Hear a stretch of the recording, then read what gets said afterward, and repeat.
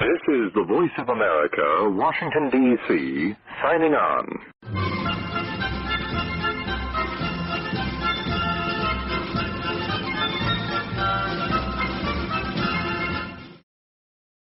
In Bethany, Ohio, on a last year's cornfield, there stands tonight a forest of wires and towering poles.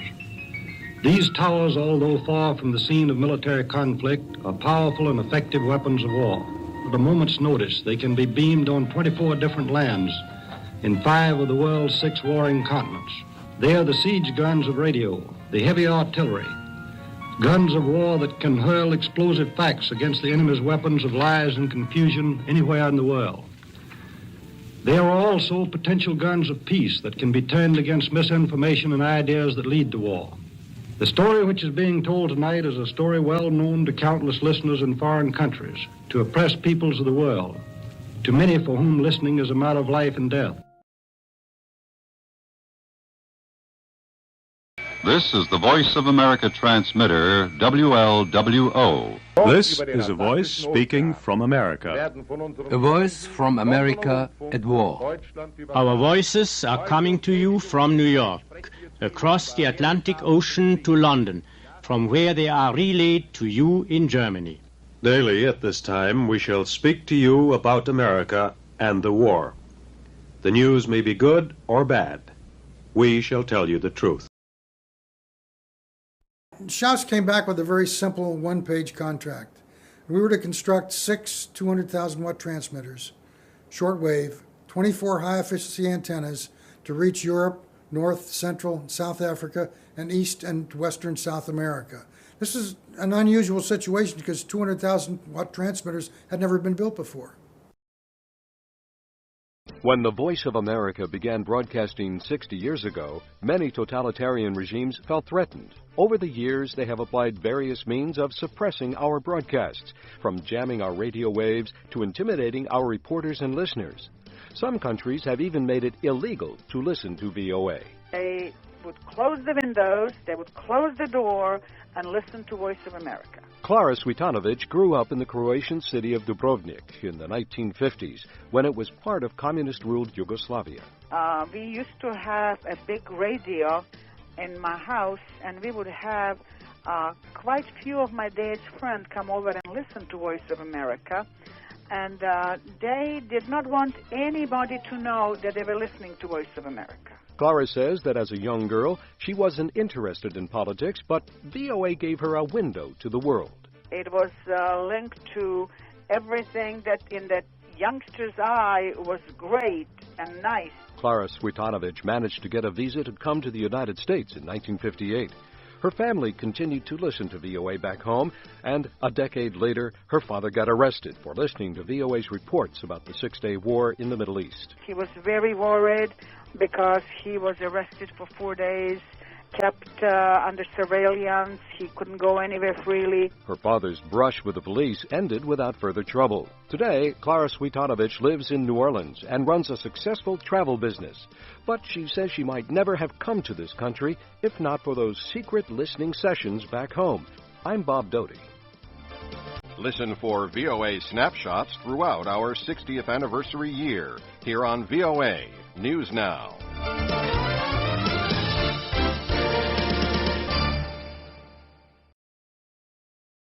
The Voice of America is proud of its freedom to report the news objectively, accurately, and without political interference. That's the essence of the VOA Charter, first drafted in the 1950s. But it has not always been easy.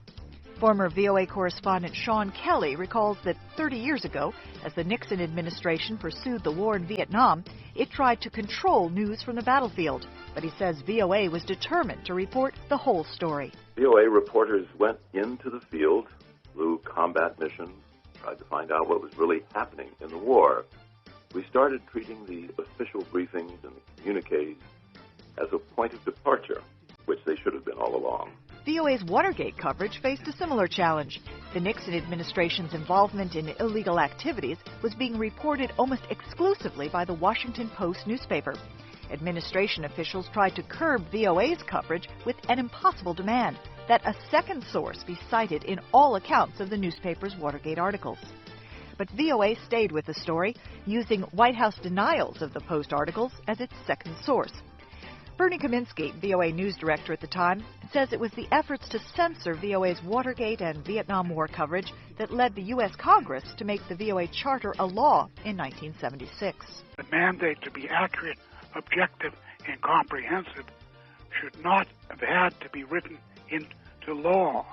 But as the events proceeded, it was that necessary. The Charter remains in force today, shielding VOA from political interference and providing an enduring standard of journalistic ethics. I'm Faith Lapidus. Listen for VOA snapshots throughout our 60th anniversary year here on VOA News Now.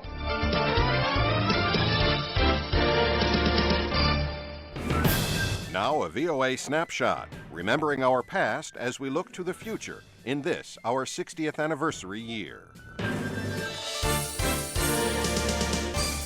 The VOA News Division relies today on its global network of more than 40 staff correspondents and hundreds of freelancers. But in the beginning, VOA's primary news sources were agencies like Reuters and Associated Press. Gradually, individual VOA language services started sending reporters overseas, but it wasn't until 1968 that the far-flung correspondents began reporting directly to the news division. I don't know whose idea that was, but it was a tremendous one. Former VOA correspondent Sean Kelly remembers the change as an important milestone. But it took some time for the new team to click. Newsroom staff had little experience dealing directly with reporters covering breaking news. Sean Kelly recalls one of his first overseas assignments for VOA in 1969, covering the Biafran Civil War in Nigeria. When I got the newsroom on the line and gave them my eyewitness report, I was told they hadn't seen the story reported on the Associated Press or Reuters and would therefore need to wait until they did. Newsroom policy soon changed, however. VOA correspondent reports quickly became a trusted primary source for VOA News. And the creation of the News Correspondent Corps enhanced VOA's credibility as an international broadcaster, says former News Division Chief Bernie Kaminsky. And we felt that we provided an immediacy to what we were reporting, which we presume resulted in greater respect and attention from our audience. Today, VOA correspondents continue to provide that immediacy in daily reports from news bureaus on 5 continents. I'm Faith Lapidus.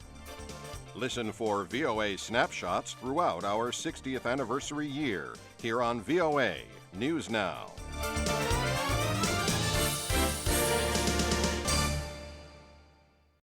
In the 1950s, some VOA managers became concerned that our English broadcasts were not as understandable as they could be. Many listeners didn't know English well enough to understand a newscast or talk show, and poor shortwave reception made the problem even worse. So VOA came up with a solution. Time for news in Special English on the Voice of America. Special English went on the air in 1959. It used a limited vocabulary of 1,500 words and a slow delivery, but its programs covered the news and other sophisticated subjects. Special English became one of VOA's most popular services, but it nearly never happened. Richard Borden, who helped create Special English, says VOA asked several leading U.S. universities to study whether a limited vocabulary broadcast would work. Those universities came back with a unanimous finding that it was impossible. But VOA managers trusted their instincts instead of the experts, and they put Special English on the air. With our hearts in our mouths, we ventured into a VOA studio, and on the air we went with the opening words, "This is the Voice of America broadcasting in Special English."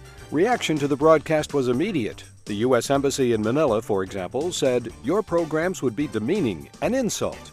But listeners disagreed. VOA still broadcasts 3 hours a day in Special English, and it's also on television and the Internet. Many listeners use Special English as a bridge between English lessons and listening to standard English broadcasts, like this one. I'm Bob Doty. Listen for VOA snapshots throughout our 60th anniversary year here on VOA News Now. This week on our program, we look at the history of root beer. Most Americans know it only as a soft drink, enjoyed by generations of children and adults.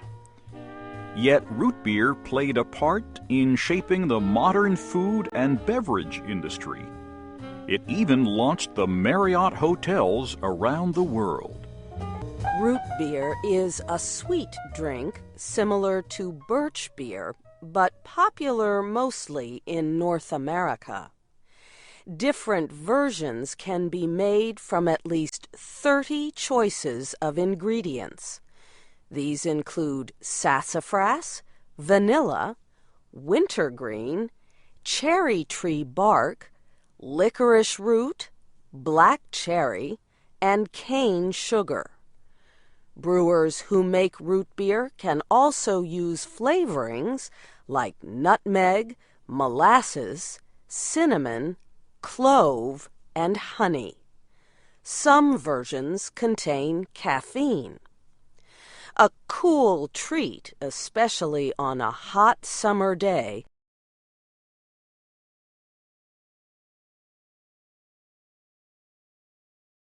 This week on our program, we hear about fathers who cook for their families. Then we look at the spread of food trucks in American cities. John Donahue is an editor and cartoonist for the New Yorker magazine. He discovered a new job for himself when he became a father for the first time. I started cooking a lot with my wife and new baby, and it was a lot of fun. Now, Mr. Donahue has published a book called Man with a Pan, Culinary Adventures of Fathers Who Cook for Their Families. Food trucks are an increasingly popular way to buy food on the streets of American cities. Some of these kitchens on wheels combine different ethnic dishes to satisfy American tastes. One example is a Mexican taco with a Korean flavor. It's wrapped in a corn tortilla Mexican taco truck. We have a spicy pork, which is very Korean. Kamala Saxton owns Marination Mobile, a food truck in the northwestern city of Seattle, Washington. A Korean taco might be a new taste for a lot of her diners. But Ms. Saxon says where she comes from, Hawaii, people like to combine different dishes. We just heard about food trucks that serve dishes whose flavors blend like singers in harmony. Yet harmony is not what some food trucks are creating with established restaurants. Hudson Reel, Senior Vice President of Research at the National Restaurant Association, says food trucks are here to stay.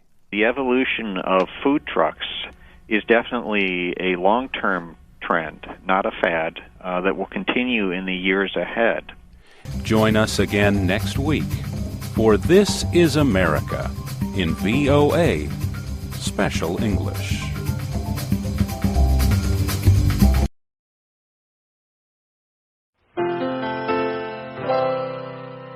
A few years ago, I was covering a war overseas, and some soldiers set up a shortwave radio on the hood of a station wagon. The static crackled and spit, fluttered and whistled while the soldiers tuned across the dial towards a number they knew. Looking for news, I asked. They said no. Music. We're looking for the voice of America.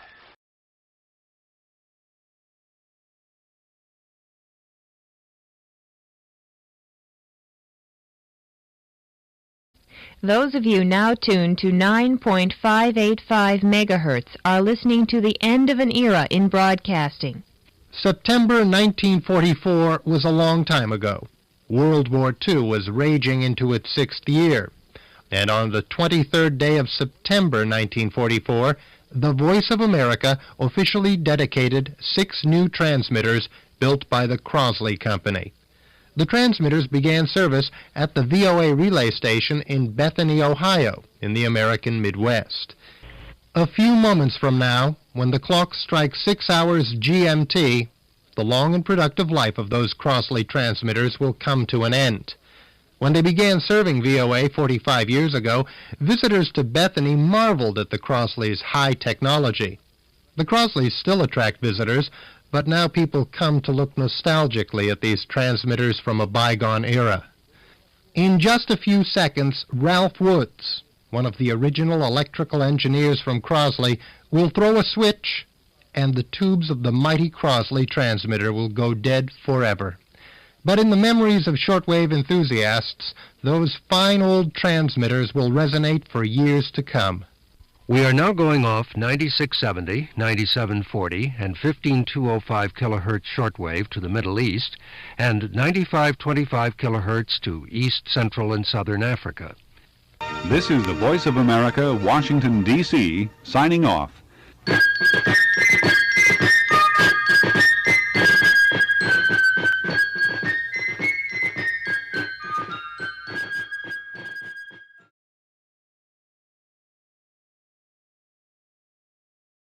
Bill Conley, the current chief at the Bethany station, says the Crosleys performed far beyond anyone's expectations.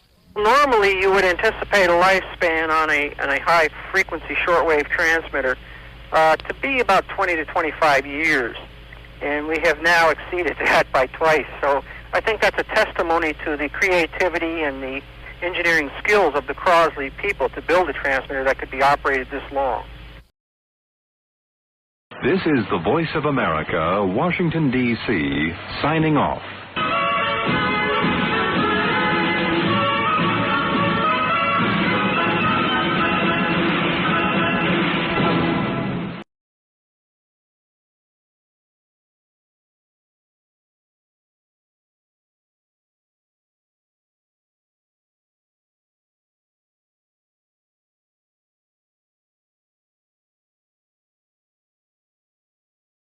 The federal government decommissioned VOA's Bethany station. Bethany beamed its final broadcast on November 14, 1995, when, at 1 p.m., we'll throw a switch, and the tubes of the mighty Crosley transmitter will go dead forever. the building went silent. And we all gathered in the control room. We had everybody come in, and we sang God Bless America. The landmark towers that sent the truth around the world for over 5 decades came down soon after.